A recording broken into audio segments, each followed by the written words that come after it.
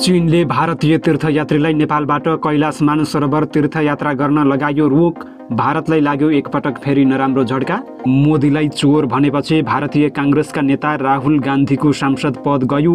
दिल्ली स्थित सरकारी निवास खाली गराए। सिमानामा काँडेतारका अभियन्ता नवल खड्काद्वारा निर्मित काँडेतार फिल्मको सेन्सर मिति तय। भारतबाट देश जोगाउन सिमानामा काँडेतार लगाउनै पर्ने फिल्मको सन्देश। रुस युक्रेन युद्ध अन्त्यका लागि वार्ता नै सबैभन्दा ठूलो माध्यम भएको ब्राजिलका राष्ट्रपतिको भनाई। पश्चिमा देशको पछि लागेर ब्राजिलले युक्रेनको पक्ष नलिएको दाबी। आफ्नो पार्टी विरुद्ध विभिन्न भ्रामक समाचार पोस्ट भइरहेको भन्दै रासोपाद्वारा निर्वाचन आयोगको ध्यानाकर्षण। भ्रामक समाचारमा नपर्न सबैलाई अपिल। भारत भ्रमणबारे प्रचण्डले गरे यति ठूलो खुलासा। आखिर कहिले जाँदैछन् त भारत? यसबारेको जानकारी। र दोस्रो विश्वयुद्धमा झण्डै 1000 अस्ट्रेलियाली सहित डुबेको जापानी पानी जहाज 80 वर्षपछि फेला पर्यो। विश्व बन्यो एकपटक आश्चर्यचकित। नमस्कार। ग्रेटर नेपाल टिभीले तयार पारेको अन्तर्राष्ट्रिय न्युजहरूको सङ्गालो ग्रेटर न्युजबाट यहाँलाई हार्दिक स्वागत छ। अब ग्रेटर न्युज विस्तारमा। चीनले भारतीय बाहेकका तीर्थयात्री तथा पदयात्रीका लागि कैलाश मानसरोवर यात्रा खुल्ला गरेको छ। कोभिड-19 का कारण चीनले विदेशीलाई तिब्बत प्रवेशमा लगाएको रोक यस वर्षबाट हटाएसँगै कैलाश यात्रा खुलेको हो। चीन सरकारले तिब्बतको राजधानी लासा र नेपालको केरुङ नाकाबाट मात्रै कैलाश यात्रीलाई जाने अनुमति दिएको छ। भारतीय बाहेकका तीर्थयात्री तथा पदयात्रीको टोली आगामी साता कैलाश यात्राका लागि जाने तयारीमा छ। भारतीय तीर्थयात्रीले जान नपाएपछि आर्थिक रूपमा असर परेको कैलाश यात्राका नेपाली टुर अपरेटर व्यवसायी बताउँछन्। कैलाश जाने विदेशीका लागि अनुमति परमिट प्राप्त हुन थालेको छ। आगामी साता कैलाशका लागि नेपालबाट टोली प्रस्थान गर्नेछ। कैलाशको यात्रा गराउने पर्यटन व्यवसायीहरूको संस्था एसोसिएसन अफ कैलाश टुर अपरेटर्सका अध्यक्ष जितेन्द्र बस्नेतले नयाँ पत्रिकासँग भने, भारत र चीन बीचको राजनैतिक विषयले गर्दा भारतीय यात्रुलाई चीनले अनुमति दिएको छैन। दुवै देशले एकअर्को नागरिकलाई पर्यटन भिसा नदिएको असर हाम्रो पर्यटन क्षेत्रमा पनि परेको छ। सम्बद्ध स्रोतका अनुसार कैलाश यात्रा सम्बन्धी हेर्ने लासाका चिनिया अधिकारी गत साता काठमाडौँ आएका थिए। ली नामका ती अधिकारीले कैलाश यात्रा गराउने टुर अपरेटरसँग छलफल गरेका थिए। भारतले चिनिया नागरिकलाई पर्यटन भिसा रोकेको अवस्था रहेको छ। भारतले सहज नगरेसम्म हामी पनि भारतीयलाई कैलाश जान दिँदैनौँ भन्ने उनीहरूको भनाइरहेको थियो। उनीहरूसँग बैठकमा सहभागी एक नेपाली टुर सञ्चालकले बताएका छन्। कैलाशका लागि हरेक वर्षको मेदेखि सेप्टेम्बरसम्म मुख्य सिजन मानिन्छ। कैलाशको यात्रा गराउने पर्यटन व्यवसायीको संस्था एसोसिएसन अफ कैलाश टुर अपरेटरसँग चिनिया अधिकारीले भारतीय नागरिकका लागि भिसा दिने सरकारी नीति सुनाएका थिए। यो संगठन अन्तर्गत 35 व्यावसायिक संस्थाले कैलाश यात्राको प्रबन्ध गर्दै आएका छन्। व्यवसायका अनुसार नेपालबाट कोभिड भन्दा पहिला हरेक वर्ष नेपाली, भारतीय र अन्य मुलुकका गरी करिब 20,000 जना कैलाश मानसरोवर यात्रामा जाने गरेका थिए। नेपालगञ्जबाट हुम्लाको हिल्सा भएर तिब्बतको ताक्लाकोट हुँदै एउटा रुट तथा रसुवागढीबाट केरुङ हुँदै कैलाश मानसरोवर जाने अर्को रुट कार्यान्वयनमा थियो। अहिले हुम्लाबाट जाने रुट चीनले खुल्ला गरेको छैन। भारत र चीन बीच हिमालय सीमामा टकरावको अवस्था अन्त्य नभएको अवस्थामा चीनले भारतीय यात्रीलाई नेपाल भएर जान रोकेको हो। चीनको सुरक्षाका लागि तिब्बत संवेदनशील मानिन्छ। कैलाश क्षेत्र तिब्बतको पनि अति संवेदनशील क्षेत्र मानिन्छ। भारतको उत्तरी सीमा लद्दाख तथा उत्तराखण्डसँग जोडिएको कैलाश क्षेत्रमा चीनले ठूलो संख्यामा सेना तथा सैन्य उपकरण तैनाथ गर्दै आएको छ। बेला बेलामा चिनिया र भारतीय सेनाबीच सीमा क्षेत्रमा हुने झडपका कारण भारत र चीन दुवै सीमा क्षेत्रमा सतर्क रहेका छन्। कैलाश यात्रामा जाने भारतीय र नेपाली तीर्थयात्रीको खानपिन र सहयोगका लागि हरेक सिजनमा करिब 5,000 नेपाली संलग्न हुँदै आएका छन्। कैलाश जान आउने भारतीय यात्रीहरू जाँदा 2 दिन र आउँदा 2 दिन नेपालमा रोकिने अवस्था हुन्थ्यो। एसोसिएसनका अध्यक्ष बस्नेतले भने, 4 रात उनीहरू नेपालमा बस्दा नेपाललाई आर्थिक रूपमा फाइदा हुन्थ्यो। भारत र चीनको विवादका कारण हामीलाई पर्यटनमा असर पर्न थालेको छ। नेपालका 3वटा प्रतिनिधि सभा निर्वाचन क्षेत्रमा आइतबार बिहान 7 बजेबाट मतदान सुरु भएको निर्वाचन आयोगले जनाएको छ।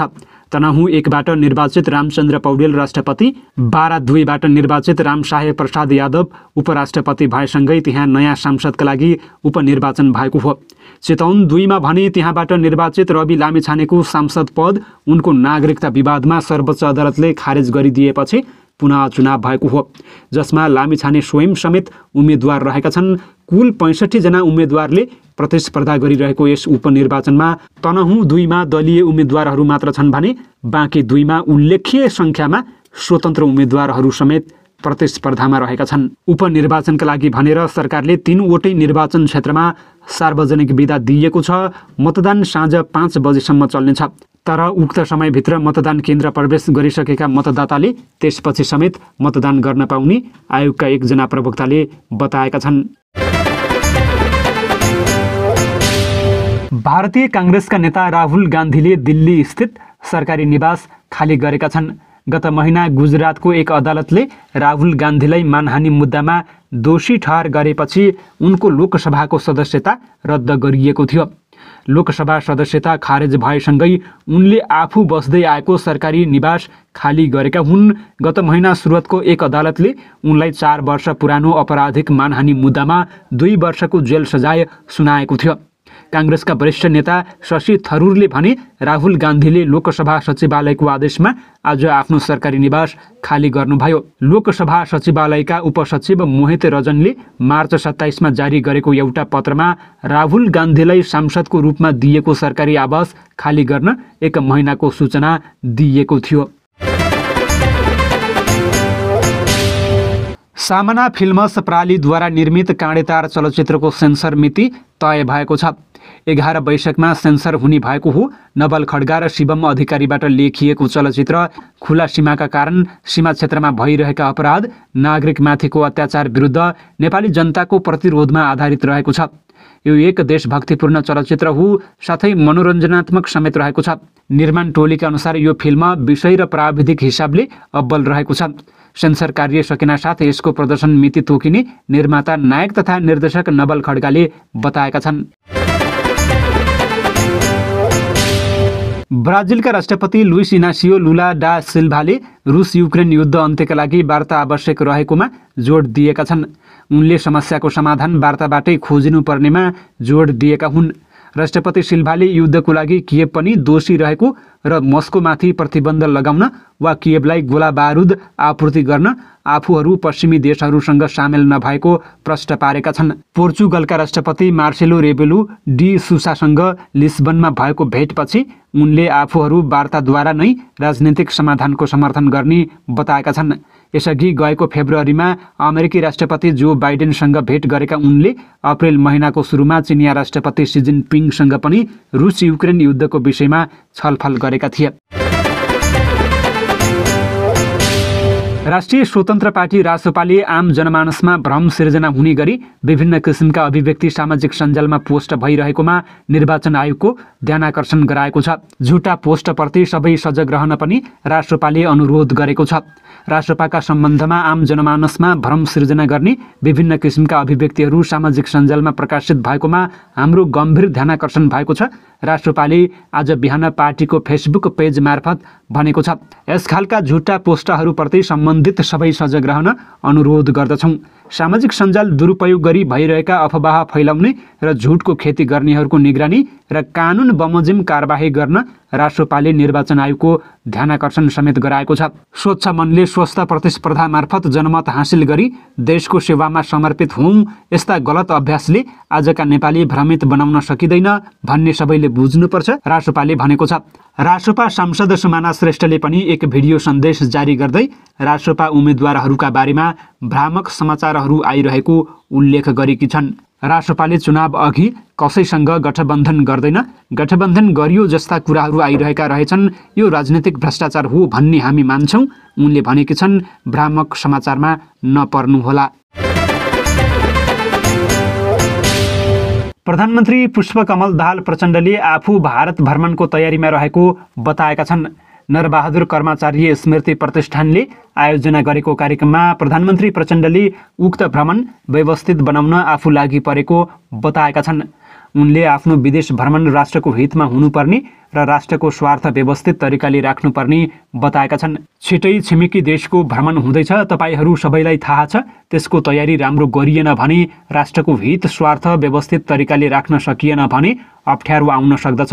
त्यसको हामी तयारीमा छौँ, उनले भने। 10 पुसमा प्रधानमन्त्री नियुक्त भएका प्रचण्डले त्यस लगत्तै भारतीय सञ्चार माध्यममा आफ्नो पहिलो भ्रमण भारतबाट हुने घोषणा गरेका थिए। प्रधानमन्त्री बने यता उनले मिति तय भए पनि कतार र चीनमा आयोजित बिआओ फोरममा सहभागी भएका थिएनन्।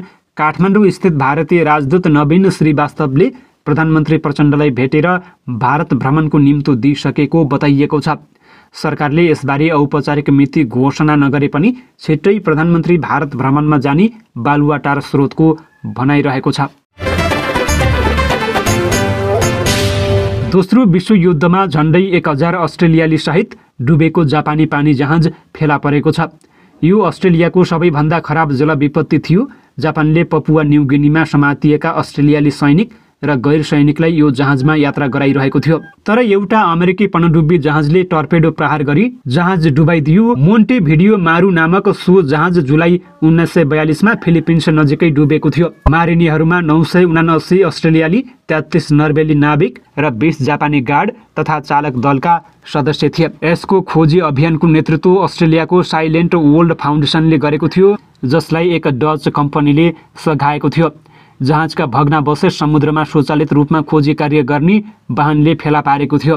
जहाज 4000 मिटरको गहिराइमा फेला परेको थियो, जुन टाइटानिकको भग्नावशेषभन्दा गहिरो स्थानमा फेला परेको हो। यो भग्नावशेषलाई नचलाइने र मृतकका फेला परेका अवशेष र सरसामान पनि ननिकालिने साइलेन्ट वर्ल्डले जनाएको छ। अस्ट्रेलियाका प्रधानमन्त्री एन्टोनी अल्बानिजले यो खोजबाट मृतकका प्रियजनहरूमा केही राहत पुग्ने विश्वास व्यक्त गरेका छन्। अमेरिकी टोर्पेडोले लागेपछि जहाज तीव्र गतिमा डुबेको थियो। यो 11 मिनेटभित्रै समुद्रभित्र डुबिसकेको थियो। त्यति बेलासम्म जम्मा 3वटा लाइफ बोटमा 102 जना जापानीहरूको मात्र उद्धार हुन सक्यो, जो फिलिपिन्स पुगे। जम्मा 1079 को ज्यान गएको थियो। यसको खोजी 6 अप्रिलमा सुरु भएको थियो।